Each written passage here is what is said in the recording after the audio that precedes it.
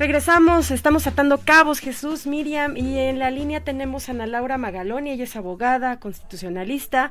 Ana Laura, muy buenas tardes, te llamamos porque, bueno, pues en primera, para saber tu punto de vista sobre esta discusión de la prisión preventiva oficiosa, y bueno, pues también porque en la mañana, en la conferencia de prensa de esta mañana con el presidente López Obrador, salió tu nombre, el vocero de la presidencia, Jesús Ramírez, señaló que encabezaste una campaña para la liberación de los asesinos confesos de la masacre de Acteal, y bueno, afirmó que por esta campaña, que se realizó en 2007, se logró la liberación de supuestos homicidas con los mismos argumentos con los que se liberó a más de 70 responsables de la desaparición de 43 estudiantes de Ayotzinapa, y bueno, pues ahí una serie de argumentos para hablar en favor de la discusión de la prisión preventiva oficiosa, y por eso pues te damos la bienvenida y te invitamos a conocer tu opinión en este programa. Buenas tardes. Hola, Miriam, ¿verdad? Hola, Liz. Miriam. Liz también está por ahí, ¿verdad? Sí. Me dijiste. Pues mira, quizá empecemos por Acteal, porque el Acteal nos puede llevar muy fácil a la discusión de prisión preventiva oficiosa. Primero que nada, yo no creo que este debate sea personal, ni me lo voy a tomar personal, ni debatamos el sistema penal en serio. O sea, creo que ese es lo primero que yo diría. ¿Qué pasó en Acteal? Pues lo mismo que hace nuestro sistema con frecuencia, ¿no? Fabricar culpables, ¿no? Y claro, pueden ser asesinos confesos. Ese fue un gran debate sobre cómo, con la evidencia que aportaron, podían acusar a la gente más pobre del país de crímenes que no habían cometido. Fue de verdad un debate increíblemente intenso que llegó hasta la Suprema Corte y que se establecieron precedentes importantísimos con respecto a la calidad de la evidencia para demostrar culpabilidad. Si te contara, por ejemplo, había un pobre joven que se llamaba Juan, me acuerdo muy bien, uno de los imputados se llamaba Juan, que su único error había sido pedirle un aventón a la camioneta donde llevaban a los que querían meter a la cárcel, que tenían como característica, que eran líderes evangélicos de la región, pero no tenía nada que ver con Acteal.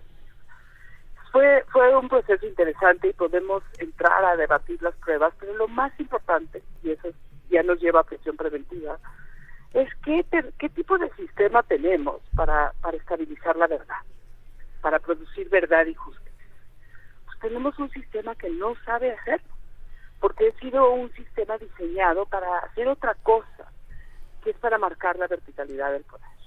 Es un sistema que es manipulable y que tiene bases comunicantes con el sistema político desde su nacimiento hasta hoy. Ese mismo sistema que vimos en Acteal, ese mismo sistema no se ha reformado. Y eso es lo que produce enorme desconcierto a las víctimas y a los ciudadanos. Es de esas reformas que México va a tener que enfrentar algún día. Y la prisión preventiva oficiosa existe para subsidiar a esas fiscalías que no saben hacer su chamba. Sí saben fabricar culpables, sí saben construir acusaciones en casos donde ya tienen el resultado anticipado y podemos dar un espectáculo con ellos, pero no saben esas fiscalías atender a las víctimas, estabilizar la verdad, dar buenas explicaciones tanto a las víctimas como a los imputados de qué pasó y por qué el que se le acusa es el responsable.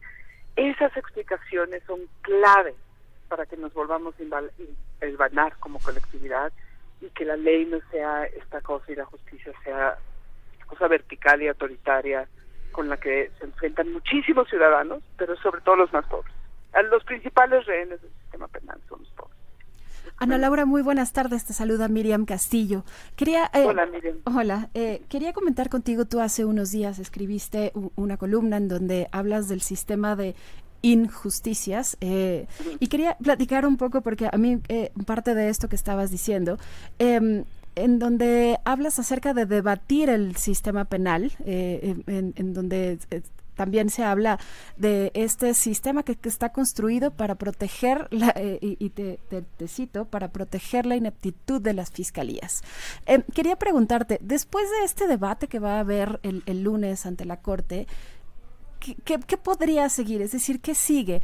Si no se logran los 8 votos que se requiere en la votación de la Corte, ¿en dónde queda, digamos, la discusión y cuáles son qué es lo que viene para la prisión preventiva?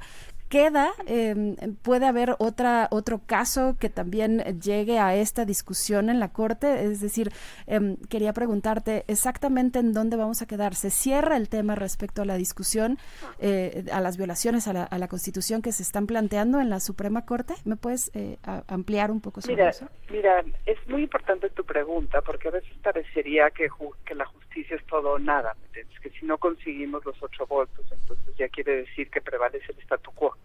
No, si no conseguimos los 8 votos, quiere decir que no se establece ningún precedente vinculante, que todavía el criterio sigue abierto. Y hay muchísima jurisprudencia en la sala que empieza a proteger a los ciudadanos, a los más pobres abajo, ¿no? El problema de todos esos precedentes que ya ha establecido la Corte es que con mucha dificultad se hacen efectivos en el ras de tierra. Tenemos que buscar la forma más fácil para acabar con la prisión preventiva oficiosa es desaparecerla de un plumazo con los 8 votos. Si no, va a ser un tema que se va a seguir litigando y hay buenos precedentes en la primera sala y en la segunda, sobre todo en la primera sala.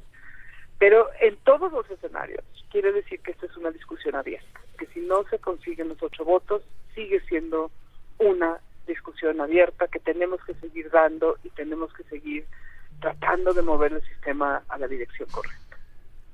Ana Laura, te saluda Jesús Baena, ¿cómo estás? Esta defensa férrea que hizo o que lleva varios días el presidente Andrés Manuel López Obrador haciendo en su conferencia matutina, pero en particular la de hoy que le dedicó más tiempo junto con la argumentación del subsecretario Mejía, incluso esta fuerte declaración que da en contra de los ministros que él mismo promovió, ¿lo verías como una especie de lectura de que ya sabe hacia dónde se encamina este proyecto de la ministra Norma Lucía Piña, de que sí se declara inconstitucional la prisión preventiva oficiosa y que quiera dar como ese último empujón o presión para tratar de modificar algo el sentido de la votación? Bueno, por supuesto, este es un asunto político.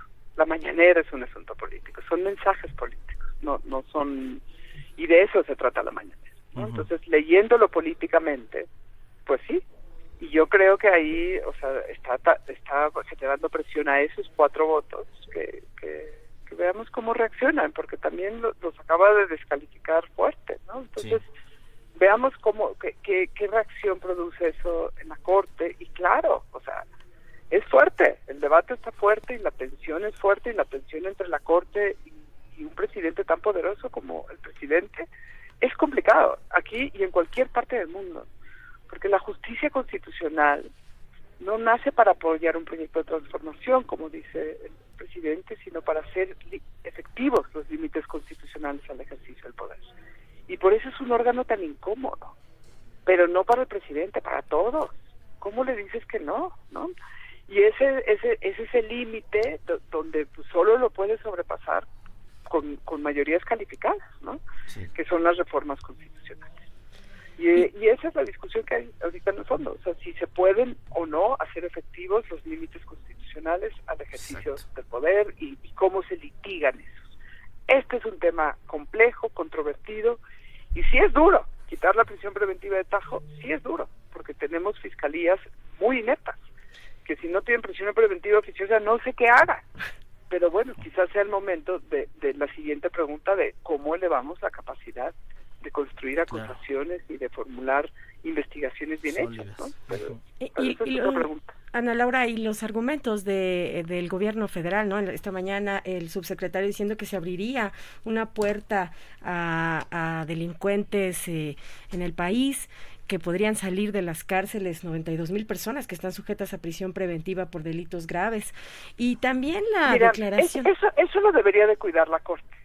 Sí. Si llega al fallo, los tribunales generalmente, cómo se hace efectivo el fallo y cuáles son los plazos y a quién impacta ese fallo y a quién no, sin duda es complejo. O sea, tú no puedes decretar una cosa así sin tener idea de cómo sería efectivo a ras de tierra. Y esa pregunta me parece muy válida por parte del general secretario, y creo que es algo de lo que, si tú ves, por ejemplo, a la Corte Constitucional colombiana, que se avienta unos así cosas muy impresionantes con respecto a límites y tal, siempre hace procesos de ejecución largos y complejos, de tal manera que sea posible bajar una decisión así a tierra. Bajarla de un día a otro sería imposible. Y para concluir, Ana Laura, esta declaración también de hace días del secretario de Gobernación, Adán Augusto López, diciendo que se estaría terminando con toda la estrategia de seguridad de este país. ¿Qué opinas de eso? No, eso sí es exagerado. Sí. O sea, no puede ser que la estrategia de seguridad esté basada en la prisión preventiva oficiosa, ¿me entiendes? Porque eso sí sería muy autoritario. Uh-huh. Y además no es cierto. O sea, no es cierto. Pero yo creo que la prisión preventiva oficiosa les da mucho menos de lo que ellos creen. O sea, si tú ves por tasas de gente en la cárcel y tal, no, lo que principal se ve de nuestro sistema es que no aclara nada, no avanza nada dentro de ese sistema. Entonces quizá es momento de pensar contracorriente, no avanza nada y el sistema no sirve. Pues ¿por qué no lo reformamos en serio? Y le ponemos los incentivos a todos en el lugar correcto. Entre ellos, sin prisión preventiva oficiosa va a haber mejores investigaciones. Ana Laura, está súper interesante lo que nos estás comentando y te pedimos por favor si te puedes quedar, vamos a hacer una pausa y regresamos contigo porque pues sí nos estás dando mucha luz en este tema. ¿Te quedas? Sí, claro. Gracias. Regresamos, vamos a hacer una pausa. Estamos de regreso, seguimos atando cabos. Agradecemos a Ana Laura Magaloni que te hayas quedado con nosotros un par de minutos porque tenemos un par de dudas más y justo sobre esto último que decías antes de ir a la pausa. En el supuesto, Ana Laura, de que la Corte termine decretando o fallando de que es inconstitucional la prisión preventiva oficiosa, ¿qué podría hacer la Corte de manera paralela? No sé si llamarle como una especie de regulación secundaria o tú me dirás el término correcto, justo para sí desechar el tema de la prisión preventiva oficiosa, pero a su vez poner alguna especie de candado para que estas 92,000 personas que podrían salir libres, como mencionaban en la mañanera, pues no fuera un proceso tan fácil o no tuvieran una puerta libre, una puerta tan fácil para salir y se pudiera controlar un poco esa situación. Mira, eso no lo sé. O sea, lo que yo he visto es que los proyectos de sentencia, cuando tienen que bajar a tierra, en un caso donde se les aplicaría tanta gente, pues tienen que tener unos plazos, unos procesos, una lista de términos, porque si no es muy difícil hacerlos efectivos. Pero supongamos que yo creo que el debate más importante es que salga y que vayamos viendo cómo bajarlo a tierra, pero por lo menos que tengamos la certeza que de aquí en adelante, de hoy en adelante, no se le mete a la cárcel a alguien con las poquitas evidencias que exige hoy el proceso penal. Para vincularte al proceso es muy bajita la evidencia que se el sistema. Quiero decir algo para que se den cuenta de la importancia de esto. Sí. Antes teníamos esto que era la averiguación previa y el auto de formal prisión. Ahí empezaba el juicio. Y la carpeta la averiguación previa ya llegaba con todas las pruebas y el juicio ya era una simulación. En el nuevo sistema se pretende que no entres con una carpeta armada al juicio, sino que haya una fase previa al juicio en donde vas litigando tu imputado contra el Ministerio Público y se va depurando en esa discusión la evidencia, que se llama la fase de investigación, que inicia con la vinculación al proceso. Entonces, a diferencia de antes, ahorita esa fase de investigación no tienes que tener más que indicios para que puedan meter a la cárcel a alguien con prisión preventiva oficiosa. Antes tenías que tener muchísima más evidencia para que eso jalara. Entonces, nos descobijó el sistema penal, que es mucho más garantista, mucho no sé qué, al inicio. Y ese descobijo es la prisión preventiva oficiosa. Este sistema está diseñado para que funcione de otra manera. En ningún país de América Latina donde este sistema funciona hay prisión preventiva oficiosa. Eso era un elemento atípico en México y sigue siendo. Y los expertos internacionales siempre señalaron que esta era la gran debilidad del sistema, porque desincentivaba desde el origen que el Ministerio Público se pusiera a competir para presentar un caso robusto, competir con la contraparte. Por eso se llama adversarial, porque son dos partes que están en litigio para producir, se supone, la mejor verdad posible al juez. Y ese litigio no sucede porque empiezas en la cárcel y sin abogado. Entonces sí está duro. Es muy, Ana Laura, ojalá se gane.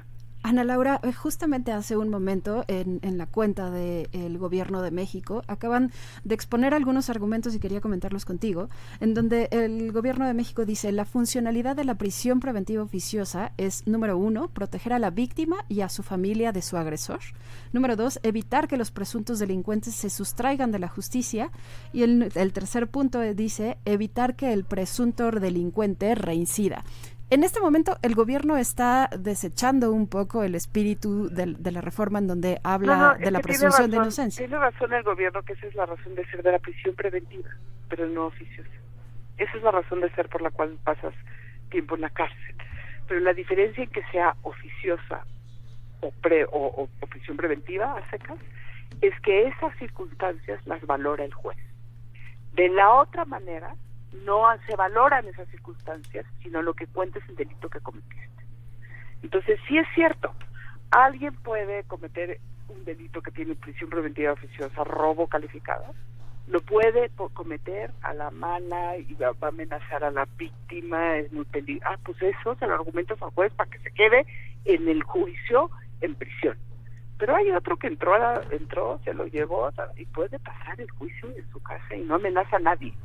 De lo que se quiere es que esa decisión de que si es amenazante, que si se va a la fuga, que se produzca en sede judicial, porque si no, quiere decir que todos estamos en el mismo saco, que no nada más son a los que se dan a la fuga, a los que pueden lastimar, sino es a todos nosotros, y eso vulnera nuestra libertad. Pero te voy a decir otra cosa más: se pueden dar esos 3 supuestos que están diciendo, y si tienes una medida menos agresiva que la prisión preventiva, se la tienes que poner. Y muchos de esos casos se resolverían con brazaletes, como se resuelven en toda parte del mundo. Te pueden poner arraigo domiciliario con brazalete, y sabe la policía siempre dónde estás, y estás localizable y sin fuga. Entonces, hay otras medidas. Lo que pasa es que estamos acostumbrados a funcionar autoritariamente con la justicia penal, y no tenemos parámetros de democracia, democráticos. Entonces, lo que afirmamos y lo que creemos son creencias autoritarias.